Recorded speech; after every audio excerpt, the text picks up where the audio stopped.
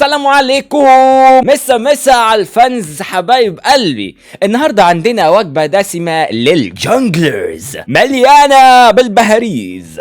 سلطات؟ لا سلطات ايه دول؟ مش بتوع سلطات. باللي المفروض يفكروا فيه ويفكروا ازاي اول الجيم ومن قبل ما الجيم يبدأ اصلا، وبناء على استنتاجاتهم دي ومعلوماتهم دي عن اللي معاهم واللي ضدهم يبنوا خطتهم اللي بتبدأ من اول هو ناوي يبدأ بانهي كامب لحد هو ناوي يعمل جانك لمين ويركز معاه. يلا بينا.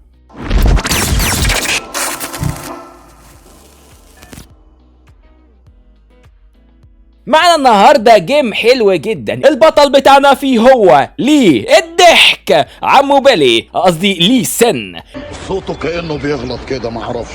المهم تعالوا كده نشوف اللي معاه واللي ضده واحدة واحدة علشان نعرف هو ناوي يعمل ايه. هو في الاول المفروض بيبص على اللي معاه واللي ضده وبيدور على حاجتين. رقم واحد الCC الكراود كنترول، يعني اي حاجة تقدر توقف الانمي سواء كانت بتبطئه او بتعمل له ستان او روت زي الاي بتاعت زايرا او بايند زي الكيو بتاعت مورجانا او لاكس مثلا.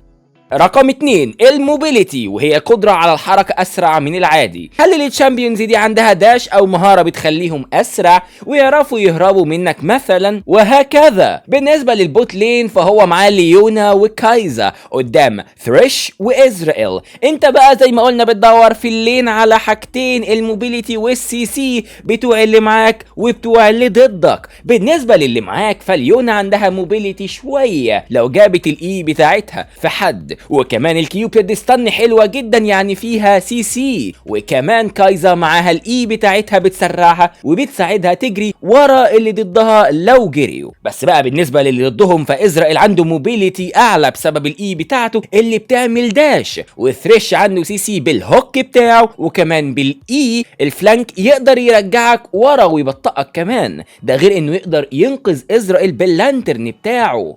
بعد ما عرفت كل ده هل انت شايف ان البوت لين ينفع تركز معاه اساسا انت كجانجلر؟ يعني وقف الفيديو كده لو حابب تفكر قبل ما تعرف الاجابة. الإجابة هي لأ، اللين ده هيكون صعب جدا ليك كجانجلر لأن اللي ضدك يعرفوا يخلعوا، اللي معاهم كل الأدوات اللي انت محتاجها علشان تعمل الجنك الصح، لكن اللي ضدك برضو معاهم أدوات تخلي خطتك تفشل ونسبة فشلك أكتر من نجاحك. طب الميد لين معاه في ايه؟ في ايكو معاك وضده فيكتور. الحقيقة بقى فيكتور ما عندوش أي نوع من الموبيليتي، وإيكو بقى معاه CC بالدبليو بتاعته لو عملها صح، ومعاه موبيليتي بالاي بتاعته اللي بتخليه يعمل داش وينط على الانمي. فبالتالي ده لين فيه فرصة كويسة للجنك ولازم لي سن الضحك هنا يركز عليه. طب تعالوا بقى نبص على التوب لين اللي معانا واللي ضدنا. معانا كاميل ضد رايز. كاميل عندها موبيليتي وCC بالاي بتاعتها. رايز بقى ما عندوش موبيليتي ولا CC غير بالدبليو بتاعته اللي هتوقف واحد بس، وبالتالي برضو اللين ده فيه فرصة كويسة انك تعمل جنك ناجحة عليه ومحتاجك تركز عليه معاه. انت تؤمر يا جميل.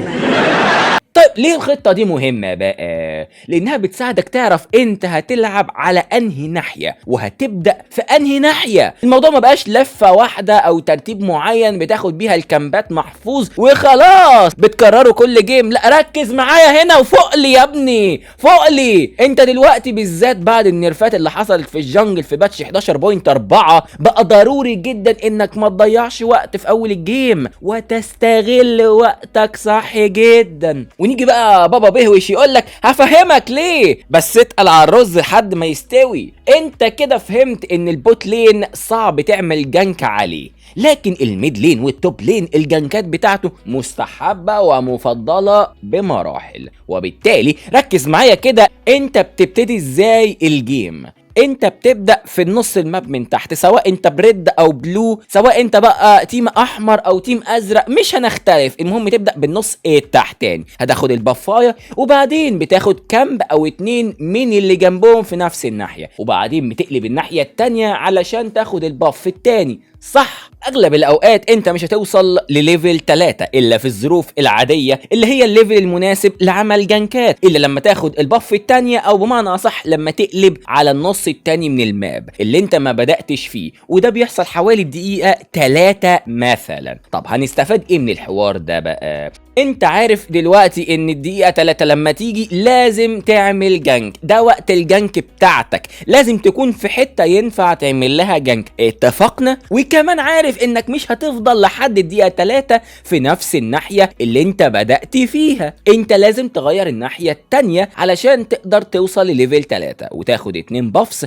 الريد والبلو علشان تعرف تعمل جنك عدلة. طبعا واحنا عارفين من الكلام الاولاني تقدر تعمل جنك على التوب والميد، يبقى انت كده على التوب لين حلو في الجنكات، يبقى انت الدقيقة 3 عاوز تكون ناحية التوب لين، وبالتالي هتبدأ في الناحية اللي تحت علشان تقلب على فوق في الدقيقة 3. انت كده شايف ان البوت لين صعب تعمل جنك عليه في الاول زي ما شرحنا من دقيقتين، فبتلعب على اللي سهل تعمل عليه جنكات في اول الجيم. فهمت يا بلوزة الفكرة؟ فهمت يا حماصة الفنكرة؟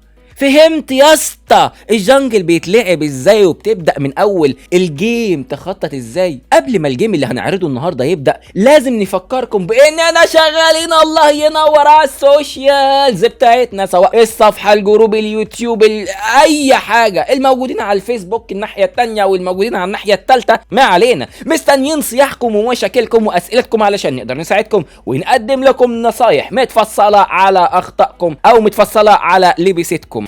هتلاقي اللينك في اول كومنت تحت، شاركونا. نرجع بقى للفيديو بتاعنا. هنا لي سين بيبدأ ريد وبينزل ياخد الصخور عشان يروح ناحية التوب سايد زي ما اتكلمنا، بس بتلاحظ هنا انه ما اخدش الفراخ او البغبغانات اللي هم الرابتورز وطالع على فوق. طب هو مش الميد لين كمان كان كويس للجنك؟ ايه اللي خلاه ما يروحش هناك؟ ركز كده في الميني ماب هتلاقي ان ايكو عامل بوش، ودي حاجة من متغيرات اللعبة اللي اتكلمنا عنها في فيديوهات الجنجل اللي فاتت. يا رب تتابعنا علشان نعرف نسنك مع بعضينا.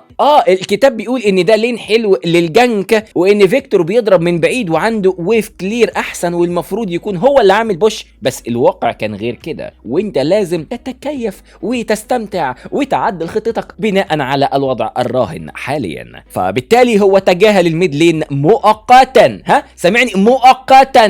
مؤقتا يا جنجلر يا عره يا اللي فضحنا في اللو ايلو، وطلع يكمل الكامبات بتاعته اللي موجوده فوق. بيلاقي ندالي بتسخف على كميل فوق، فبيسيب الكامب وبيروح علشان يكون موجود لو ندالي فضل يجري ورا كميل اللي كانت لو بالمناسبة. وبعدين لما ملقاش ندالي مكملة راح رجع تاني واخد البلو باف والضفدعة، يعني كمل فارم تاني لحد ما الفارم هو خلصه. تعالى بقى دلوقتي نبص على اللينز القريبة منه حالها عامل ازاي. هنا التو لينز ينفع يتعمل لهم جنك حلو جدا زي ما احنا شايفين المنظر عامل ازاي. الاتنين هنا سواء فيكتور او رايز مجمعين المينيونز كتير وهيعملوا بوش او هيودوهم ناحيه البرج التاني، فبالتالي لي سين هنا هيفكر يروح فين. طيب بص كده، ايه المتغيرات اللي انت بتفكر فيها او اللي بتساهم في قرار زي ده؟ هي حاجة واحدة الحقيقة، مكان الجنجلر اللي ضدك هو قريب ولا بعيد؟ هل هيقدر يعمل عليك كاونتر جنك تبقى انت كده داخل على عنتر زبلة الميد لينر، تلاقي هوب على طول تلاقي الجنجلر اللي ضدك ناطط عليكم انتوا الاتنين وتخسروا 2 فيرسز 2. فاكرين لما قلنا لكم ان ندالي بانت على الخريطه؟ ركز كده معايا، لما حاولت تعمل جانك توب لين اول ما تلمح يا عنتر زبله الانمي جانجلر بتاع اللي ضدك بالذات في اول الجيم بتجيب الكاميرا عليه وبتشوف الفارم بتاعه كان كام كمان. هي مش معاها غير ريد باف وكانت ليفل 2 وحاليا معاها 8 CS. ولو انت بقى مش عارف في الكامبات بتاعه الجنجل بيتحسب ازاي، فهو بيتحسب ب4 CS لكل كامب، فبالتالي هي اخدت كده كامبين 2 كامبس وما نزلتش تحت لان مش معاها غير ريد باف، فبالتالي هي هتبقى اكيد عاوزه تنزل تحت علشان تاخد باقي الكامبات بتاعتها علشان ما تبقاش بيهايند في الليفل. طب ازاي ده هيأثر على قرار لي سين؟ وجود ندالي في البوت لين او البوت سايد معناه انها قريبه من الميد لين الملطشه اللي اي حد معدي بيديله على عين امه، وبالتالي ممكن جدا تدخل وتحاول تعمل كاونتر جانك عليك في الميد لين. لكن وجودها في البوت سايد برضه معناه انها مستحيل تلحق تتدخل لو انت عملت جانك توب لين. ركز كده معايا وصحصح يا ابو دماغ تقيله، ركز كده معايا. ده بالظبط بقى اللي حصل. لي سين هنا قرر يطلع توب لين وقدر يعمل جانك ناجحه على رايز. بيرجع تاني على لي سين يعمل فارم، وزي ما اتكلمنا قبل كده برضو انه بيبص على اللينز القريبه منه الوضع فيها عامل ازاي، وده اللي بيشوفوه في الميد لين والتوب لين. الميد لين بدا يعمل بوش تاني وبالتالي صعب يعمل دايف لان فيكتور دمه مش قليل، لكن التوب لين وضعه مبشر جدا لانه موت رايز وهو عامل بوش، فسمح لكميل انها تعمل فريز شويه، فهتسحب رايز على عندها علشان يفك هو الفريز علشان ما يتظرفش. وده بالظبط الفرصه المثاليه لجانك رقم 2 في التوب لين. وركز معايا، وبالفعل كلاكيت تاني مره لسان بيستغل الموقف وبيروح يعمل جانك ناجحه تانيه، وبيقدر انه تقريبا يلغي وجود رايز من الجيم مؤقتا اتليست في الليننج فيز، واتليست لو كميل ما عملتش انتنج. تعالوا نشوف هيحصل ايه تاني علشان نقفل الفيديو على كده بقى ونحول لكم الفيديو ده الى ماستر بيس لازم تشوفها مليون مرة.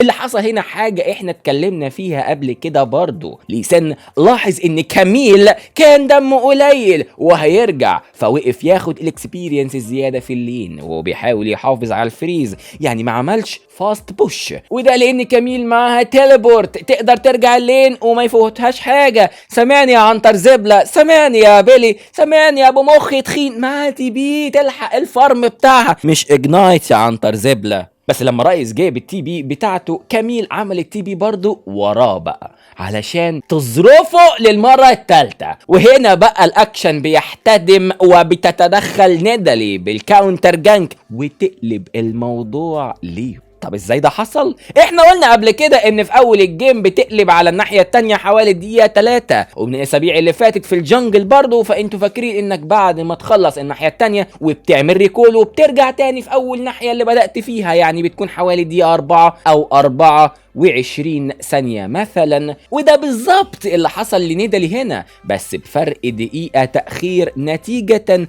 انها حاولت تعمل جانك توب لين في اول الجيم وما نجحتش، ودي الناحية اللي هي بدأت فيها زي ما احنا عارفين. وبعدين لما قلبت على الناحية التانية عملت جانك في البوت لين كمان، وبالتالي لما تعمل ريكول هتروح فين؟ ركز كده معايا يابا، اكيد هتروح الناحية اللي فوق تاني لان الكامبات هتكون نزلت. ودي الغلطة الوحيدة اللي عملها لي سين هنا، انه ما حسبش الوقت اللي ندالي هترجع فيه تاني للناحية اللي هي بدأت فيها، فقرر يعمل حاجة كده هجومية زي دي وهو مش متابع مكان ندالي كويس. الجيم اللي احنا عرضناه ده ليانكوز الجنجلر فشيخ بتاع G2، والجيم ده في تشالنجر ايلو. بس زي ما انتوا عارفين انا بؤمن ان اللعب الصح ملوش ايلو معين، ولو انت بتلعب صح هتطلع، يعني هتطلع طبعا، هتطلع يعني هتطلع، مفيش حاجة هتوقفك، ولا تيم ولا تفييد ولا انتنج ولا بكات. طبعا في متغيرات في كل جيم وكل حاجة، لكن طالما انت بتلعب صح يبقى انت ماشي على التراك الصح دايما. فتعود دايما على طول من وانت في الدرافت والتشامبيون سيلكت تفكر في اللينز ماشيه ازاي، ومره في مره هتتعود تاخد قراراتك جوه الجيم بسرعه من غير ما تعطل كتير. وجينا بقى لسؤال الحلقة الفابريكا دي بقى، مين احسن جانجلر ايرلي جيم بتحب تلعب بيه؟ ايرلي جيم مش ليت جيم، وبتعرف تكاري بيه الايرلي جيم حلو جدا. وجه الوقت اللي عليك دلوقتي تعمله يا بيلي، وهو انك تتفرج على سلسلة الجنجل كلها وتنطلق الى الاحتراف. يلا بينا.